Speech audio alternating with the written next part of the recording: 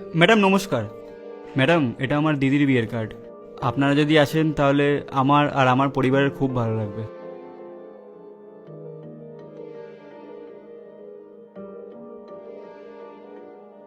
হুম, বিয়ের কার্ড। কি মনে করেন কি উনি? আমিও দিদির বিয়েতে যাব। বিয়েতে যাব, সেখানে দামি দামি গিফট নিয়ে যেতে হবে, আবার বিয়ের বাহানাতে টাকাও চাইবে।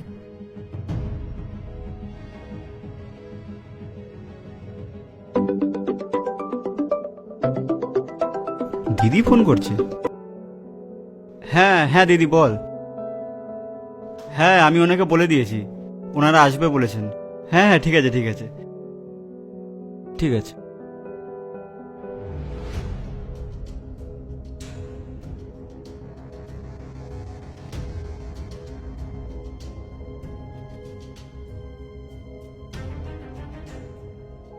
এই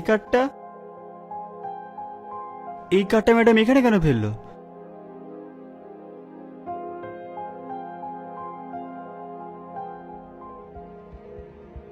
তুমি চলে এসেছো? হ্যাঁ, কেন? আরে কিছু জিনিস আনার ছিল, আমি ভাবলাম তুমি আসার সময় তোমাকে ফোন করব, তুমি একেবারে নিয়ে আসবে। তোমাকে আবার যেতে হবে, যাও গিয়ে নিয়ে আসো। শাহী পনির বানাবো। খাবার তো তুমি বানিয়েছিলে, আর আমাদের তো খাওয়াও হয়ে গেছে, তাহলে এইসব কার জন্য? আরে বললাম না আমার ভাই আসবে। কেন? ভাই কেন আসবে মানে? আরে পায়েলের বিয়ে না, তাই কার্ড দিতে আসবে। বিয়ে? কিন্তু তোমার বোনের বিয়েতে তো আমরা কেউ যাব না, তাহলে কার্ড কাকে দিতে আসবে? মনে হয় ভাই চলে এসেছে, আমি আসছি। আরে চলে এসেছিস তুই? কেমন আছিস দিদি? আমি ভালো আছি, আই ভেতরে আই। আরে কেমন আছো জামাইবাবু? ঠিক আছে, তুই গিয়ে বস, আমি তোর জন্য চা বানিয়ে আনছি। ঠিক আছে, গলা করে বানাস। ঠিক আছে, গিয়ে বস।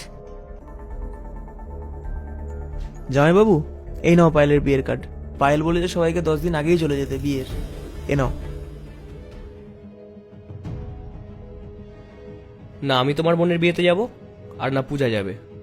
জামাইবাবু, কিছু হয়েছে নাকি? নাকি আমি কোনো ভুল করেছি? ভুল? তুমি কি চাও আমি আর তোমার দিদি তোমার বোনের বিয়েতে যাই, আর তারপর সেখানে গিয়ে তোমাদেরকে টাকা দিই, আর তোমার বোনের বিয়ে তুমি ধুমধাম করে দাও? জামাইবাবু, তুমি ভুল ভাবছো। আমি চাই পরিবারের সবাই যেন বিয়েতে একসাথে থাকুক।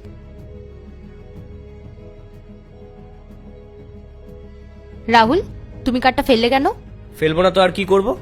আমি তোমাকে অলরেডি আগেই বলে দিয়েছি যে আমি তোমার বোনের বিয়েতে যাব না। দিদি, তোদের দুজনের মধ্যে কি কোনো সমস্যা হয়েছে নাকি? না রে ভাই, কিছুই সমস্যা চলছে না। রাহুল, তুমি এরকম বিহেভ কেন করছো? খারাপ লাগছে বলো? যখন নিজের মানুষ দুঃখ দেয় তখন কেমন লাগে? তুমি ওই গার্ডের সাথে কি করেছিলে?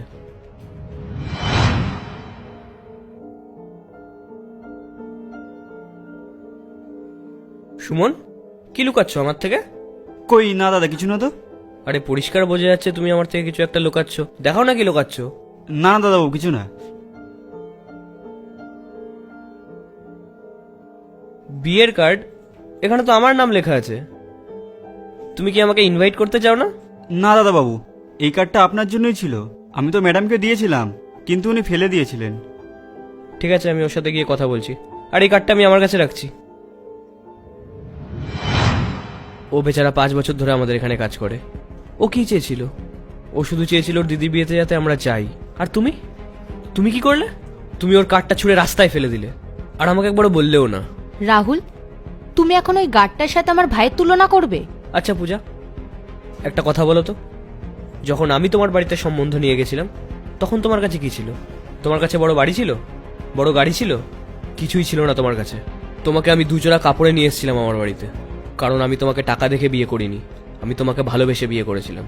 আর সম্পর্ক টাকা দেখে হয় না, ভালোবাসা দিয়ে হয়। ও কি তোমাকে টাকা কিংবা গিফটের জন্য নিমন্ত্রণ করেছিল?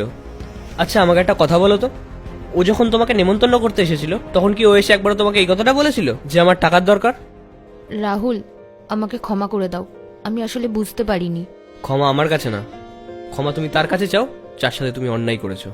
হ্যাঁ, আমি ওর কাছে ক্ষমা চাইবো, আর আমি ওর দিদির বিয়েতেও যাব। রনিত, আমাকে ক্ষমা করে দিও। আসলে তোমার বোনকে ওর ভুলটা বোঝানোর জন্যই আমি এরকম তোমার সাথে বিহেভিয়ার করেছিলাম।